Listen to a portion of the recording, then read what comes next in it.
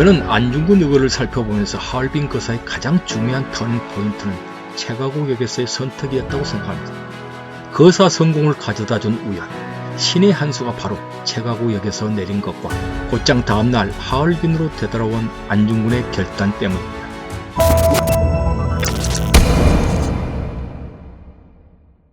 안중근과 우덕순, 유동하가 하얼빈으로 들어온 날은 1909년 10월 22일 금요일 저녁 9시 15분경이었습니다. 다음날 일어나자마자 신문을 살펴보고 시내에 나가 이토에 대한 소식을 여러모로 몰래 탐지해 보았으나 그 정확한 소식을 도무지 알 수 없었다고 합니다. 이날은 아침부터 우덕순, 유동하와 함께 시내로 나가 이발도 하고 옷도 사고 또 세 사람이 마지막으로 사진을 찍기도 한 날이었습니다. 바로 이 사진이 하얼빈 공원, 지금은 자오린 공원 남쪽문에 있던 중국인 사진관에서 찍은 사진입니다. 두 사람의 각오가 담긴 최후의 사진인 것이죠. 여러 신문에도 이토에 대한 명확한 기사가 없고 새로운 정보를 얻을 수 없어 안중근은 초조해집니다. 중대한 거사를 치러야 할 사람에게 세밀한 정보가 없다는 것은 눈과 귀가 막힌 꼴입니다. 안중근은 여러 생각 끝에 이토를 기다리기보다 먼저 찾아 나서기로 합니다. 바로 하얼빈에서 가장 가까운 마지막 교차역, 거기에 가서 기회를 보기로 한 것이죠. 안중근은 블라디보스톡을 출발할 때부터 첫 거사 지점을 장춘으로 잡았습니다. 왜냐하면 장춘, 즉 관성자는 일본 관할이고 장춘에서부터는 러시아 기차로 갈아타야 하기 때문입니다. 그래서 어리기도 하지만 일찍 집으로 돌려보내야 하는 유동하를 빼고 대신에 러시아 말을 조금 하는 조도선을 통역으로 어제 이미 교섭을 해놓았습니다. 조도선도 알고 있는 정대호와 안중근이 자기 가족을 마중나간다고 핑계를 대고서요. 다음날 즉 10월 24일 일요일 안중근, 우덕순, 조도선은 유동하가 사준 하얼빈에서 제일 가까운 교차역 삼엽화행 2등칸을 탑니다. 거기까지 가는 기차는 비싼 2등 차표밖에 없었기 때문이었습니다. 당시에는 역마다 열차가 조금씩 쉬어갔기에 3시간 만에 최가구역에 도착해 잠시 쉬었습니다. 조도순이 플랫폼에 내려 구경을 하는 척하며 물어보니 이곳에서 하얼빈으로 가기 전 마지막으로 기차가 교차한다는 정보를 얻게 됩니다. 지금 타고 온 이 열차도 교차를 위해 대기 중이라는 것이었습니다. 안중근은 이 최가구역에서 내리기로 결단을 내립니다. 그러나 내리고 보니 생각보다 작은 시골역이었습니다. 지금도 이곳은 여전히 시골역이니 당시에는 어떻겠습니까? 그런데 경비병에게 듣기로는 오늘 이토의 특별 열차가 장춘으로 가서 이토를 태우오다가 모레 새벽 6시 10분 여기에서 잠깐 쉬고 하얼빈으로 간다는 것이었습니다. 놀라운 고급 정보였습니다. 우연히 얻어걸린 지금까지 가장 확실한 정보였던 거죠.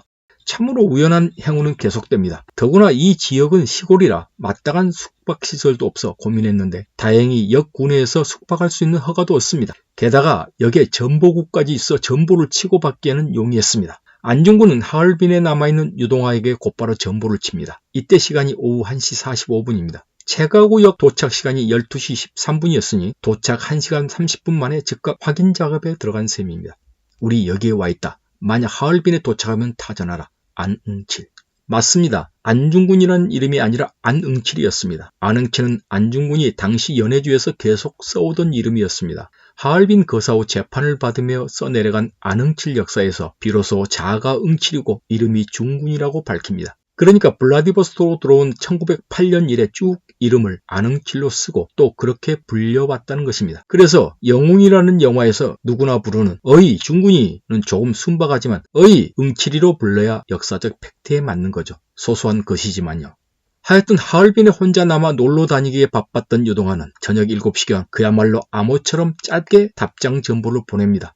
내일 아침 온다. 그야말로 전보 칠 돈이 아까웠던 것일까요? 아니면 일본 검찰의 집요한 질문처럼 안중근과 미리 약속한 대로 그렇게 보낸 걸까요? 당시 전보 비용은 한 자당 그리고 거리에 따라 달랐고 다른 물가에 비해 비싼 편이었습니다. 예를 들면 하얼빈에서 이르쿠츠크까지 러시아 글자 11자에 1루블 47코페이카 지금 돈으로는 약 7만원 정도였으니 분명히 다른 물가에 비해 많이 비쌌던 것이죠. 유동하의 전보를 받고 안중근과 우덕순은 혼란에 빠집니다. 오늘 낮에 여기 최가구역에서 얻은 믿을만한 정보는 이토가 모레 새벽 6시 10분에 이곳에 도착해 잠깐 쉬고 하얼빈으로 간다는데 내일 아침 하얼빈에 도착한다니 정말 모든 게 어그러질 참이었습니다. 이때 안중근은 결단을 내립니다. 저격 지점을 두 군데로 나누자. 다음날 10월 25일 아침 안중근은 우덕순에게 말합니다. 우리가 모두 이곳에 머물 방법이 없네.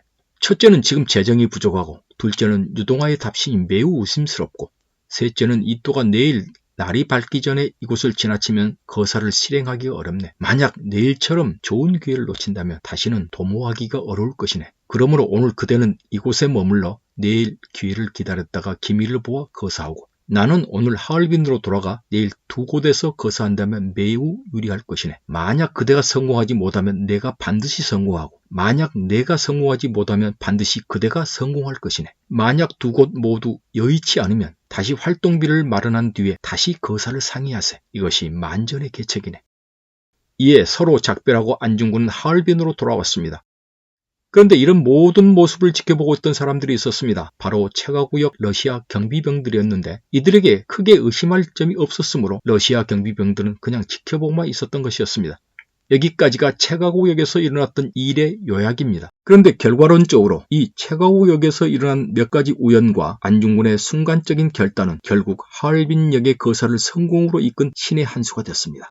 안중근도 제7회 공술에서 신문을 하는 사카이 경씨에게 체가구역에서 일어난 이 일은 지금 와서 생각하니 대단히 불가사의한 일이 하나였다고 실토합니다. 왜 이 체가구역의 우연과 결단이 결정적으로 하얼빈역에서의 안중근 의거를 성공으로 이끌었을까요? 첫째, 기차표의 행선지인 삼엽하까지 가지 않고 체가구역에서 내린 결단 때문에 여기에서 정확한 정보를 얻었다는 점입니다. 모레 이 체가구역에서 이또의 특별열차가 새벽 6시 10분에 잠시 쉬고 떠난다. 그런데 새벽이라는 문제는 있었지만 이것은 결정적인 고급 정보였습니다.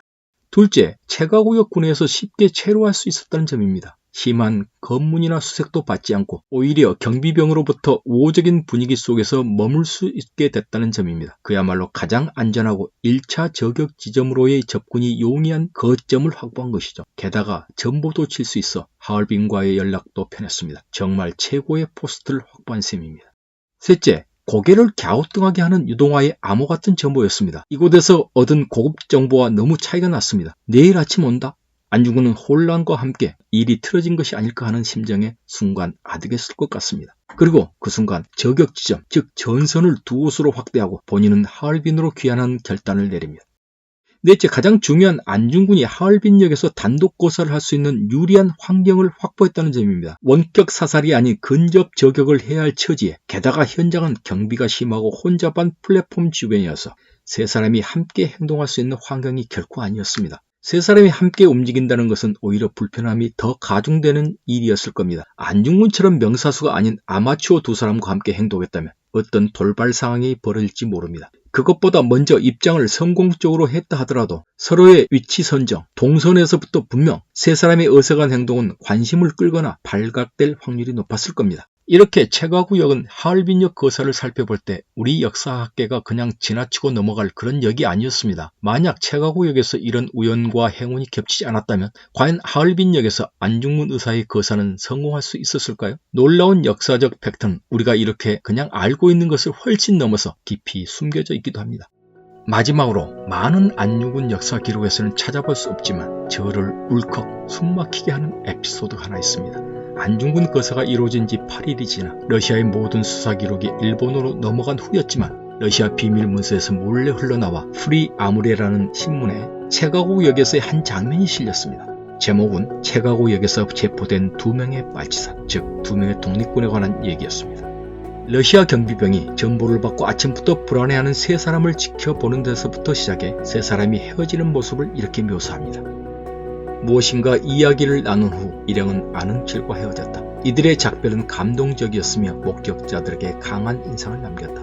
안흥칠은 몇 번 동료들에게 땅에 엎드려 작별 인사를 했다. 이에 동료들도 같은 방식으로 답례했다. 일행의 얼굴은 슬픔에 잠겨 있었고 눈에는 눈물이 글썽이었다. 안흥칠은 4호 열차로 하얼빈으로 떠났다. 그러니까 세 동지들은 차가운 시베리아 이름 없는 역에서 어쩌면 마지막이 될지 모른다는 생각에 조선 양반들이 했던 것처럼 예를 다 갖춰 엎드려 양반절로 인사를 했습니다. 그러니까 마지막 헤어질 때는 영락없이 조선인으로 돌아온 것이죠. 가장 낮은 땅에 엎드려 정성을 다해 인사하고 그 순간에 눈물을 숨기고 그러나 결국 터지는 눈물을 삼키면서 헤어졌습니다. 거사가 일어나기 바로 하루 전이었습니다.